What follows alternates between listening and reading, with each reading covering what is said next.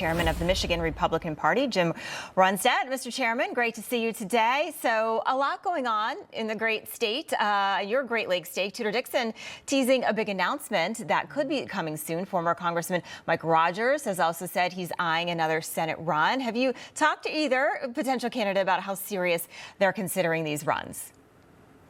Well, I've talked to Tudor-Dixon, and she would make a fabulous candidate for either the governor or for this open U.S. Senate seat. I've talked to Mike Rogers many times in the past and along the campaign trail when he was running for Senate previously, but I haven't talked to him recently. But he's got also great name recognition. I think he can raise money. So we have two very viable candidates for the U.S. Senate seat, and it's the #1 seat in the nation. I've talked to many people in D.C., and both the Democrats and Republicans are both saying not only is this U.S. Senate seat #1 in the nation, but Michigan itself is the #1 state, the #1 target, because for the first time in Michigan's history, we have both a U.S. Open Senate seat and a governor's race at the same time. Never happened before.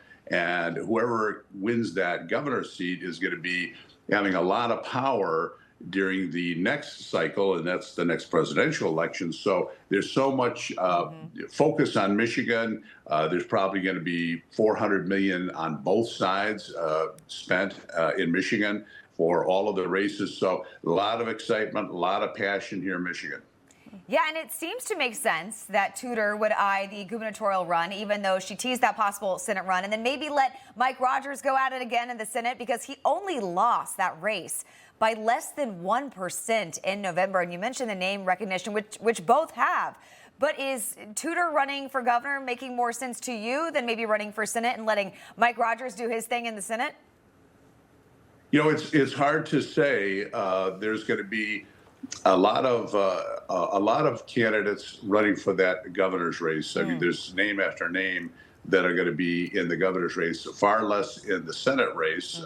Just a couple so far, I think, that have really started making some noise about wanting to run for the Senate race. So it could be a much smaller pool running for the U.S. Senate race versus the governor's race. But sometimes having a lot of candidates helps, especially if you have good name IDs. So I'm not sure what she's going to be doing.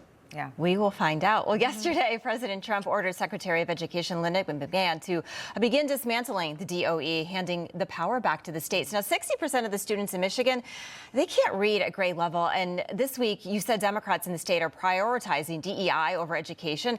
How important is the 2026 election for the future of education in Michigan? It's extremely important. The Democrats just voted to affirm their commitment to DEI when Michigan's scores are collapsing. We're the second worst for fourth grade reading in the nation. The numbers are coming down dramatically, and this is their focus. And so I love what the president is doing. He's saying, let's return the billions and billions being spent by the Department of Education back to the states like it was prior to 1979. Well, we used to have some of the best schools in the nation. Since '79, we spent $3 trillion, and it's been poured down a rat hole because there's been no improvement in test scores. So all that money by these bureaucrats in Lansing that think they are just so wonderful with their woke ideology that are not doing a blasted thing for the states, for the students across the United States.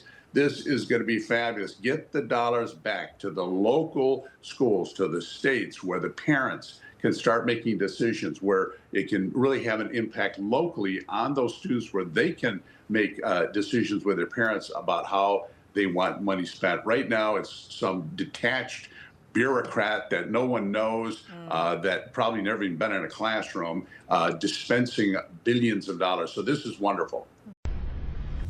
Information. Truth is freedom. Is Newsmax. It's real news for real people.